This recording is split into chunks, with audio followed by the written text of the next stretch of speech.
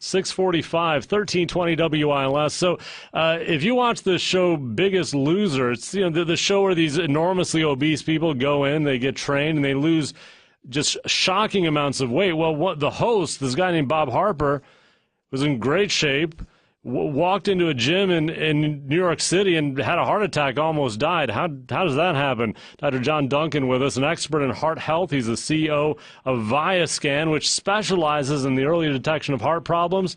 And he himself, as I remember, has not a single bit of plaque in his own heart. Is that right, Dr. Duncan? That's correct. You've got to be a small minority here in the U.S. at your age. Is that fair to say? Well, maybe for my age, I'm 62, so it's not real common to have a zero heart plaque score. But, I've tried to take care of myself since I was about 8, 9 years old. I've been a regular exerciser. There's been some periods off and on. I'm at a very good body weight. My body fat has never been above about 15, 16%, and I'm vegetarian, control my cholesterol. Those numbers are good, my blood pressure, my blood sugar. So, if most people would follow that kind of program, they'd probably be in pretty good heart health like me. That sounds like a lot of work, though. Well, it can be, but the reward is pretty good. Yeah. Now, this guy, Bob Harper, he was certainly in good shape. I assume he watched what he ate on some level. This is his livelihood. How does it make sense that he walks in, works out, and has a heart attack, in your view? Oh, it makes perfect sense. What I tell all people is that you don't know what you don't know. People have severe blockages. Many times they have no symptoms. We're kind of told, over and over, wait till you have symptoms. But a third of the population that have a severe blockage, their first symptom is sudden death. So I'm not sure you want to wait for that symptom. The only way to be proactive is to get a heart scan. We know that plaque causes a heart attack, just like cancer, left untreated, will grow and spread through your body and kill you. So, you got to go look for this stuff and find it and then treat it. It seems like every other part of our body gives us signals when something's wrong, whether it's your knee or your back or whatever it is. How is it that the heart gives you no idea there's a problem? Well, and that's the problem. Why heart disease, if you go back and look at the history of heart attacks and heart disease, it's been the number one killer of men and women in America since about 1900. Save 1 year, 1918, I believe influenza was at the top of the list. Right, but tell me this, though, because we hear if you're overweight, you're more likely to have these issues. How is it that someone that's fit and exercising, how is it they would have an issue with their heart?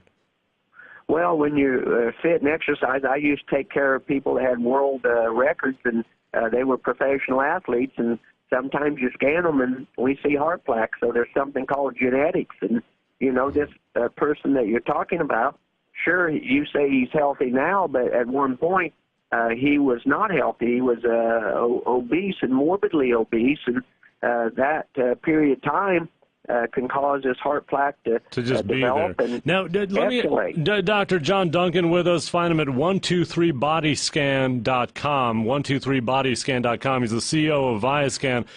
Was there a time where you had plaque in your heart? No, never. I've scanned myself on a very regular basis, and never have I had plaque. You never did. Okay, so if someone does have some plaque in their heart, is there a way to, have you seen the plaque dissipate and go away?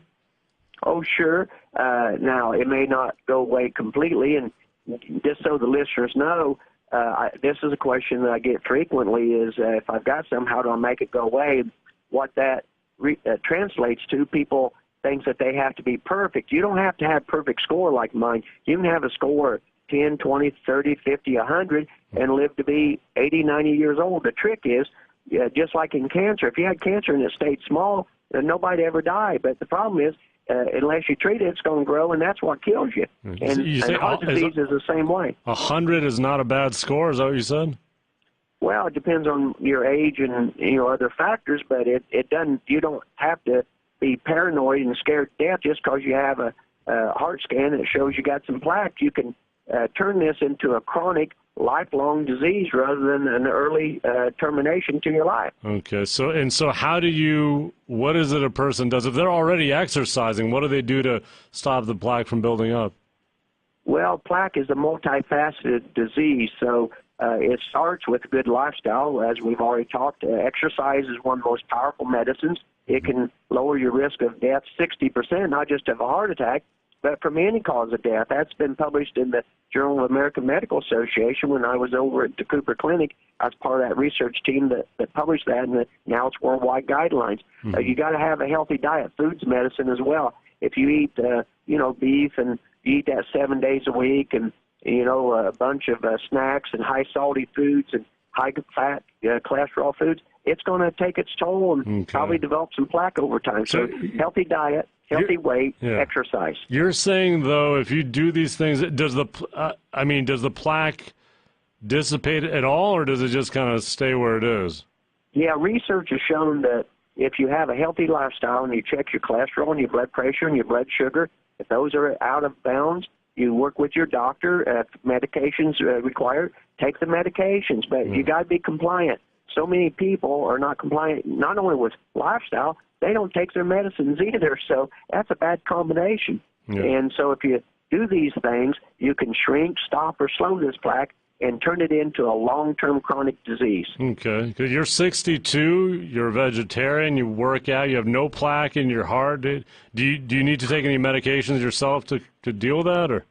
I don't, because I have normal blood pressure, normal cholesterol, my blood sugar's normal. All those factors are normal. Now, how much of that is genetic for you, though?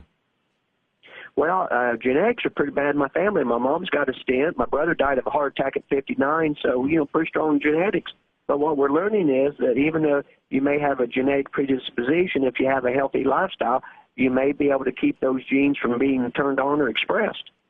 Incredible. And the key is being a vegetarian, huh? So you believe eating any meat can cause heart trouble, is that it? Well, I'm not, Zell. That's a choice that I choose. By no means I think that that's for everybody, or that it's required to have good heart health. There are people out there that consume other things, and they're as heart healthy as I am, so that's just a lifestyle, nutritional choice I choose. Okay, fair enough. Well, one last thing. At 62, because you go into a gym, some people can overdo it. Do you work out do you avoid being too crazy with your workouts? Yeah, I try to be realistic. I normally do 3 miles. Yesterday I did about 4 1/4 miles on the treadmill, but I'll do 3 to 4 miles 4 to 5 days a week. I don't try to tax myself. I'll run anywhere from an 8:30 to a 9-minute mile, which is not going to set a world record, but it's not bad for 62. Okay, but you basically make sure you're not maxing yourself out, is that it? Yeah, I think that's the key. I think some studies show that if you get too intense on this exercise, that might not be so healthy for you either. Yeah. Dr. John Duncan, find him at 123bodyscan.com, CEO of ViaScan, where they scan people's bodies and hearts to find these things that you need to look out for. Dr. John Duncan, great to have you on WILS. Thank you. Thanks for having me on. Yep.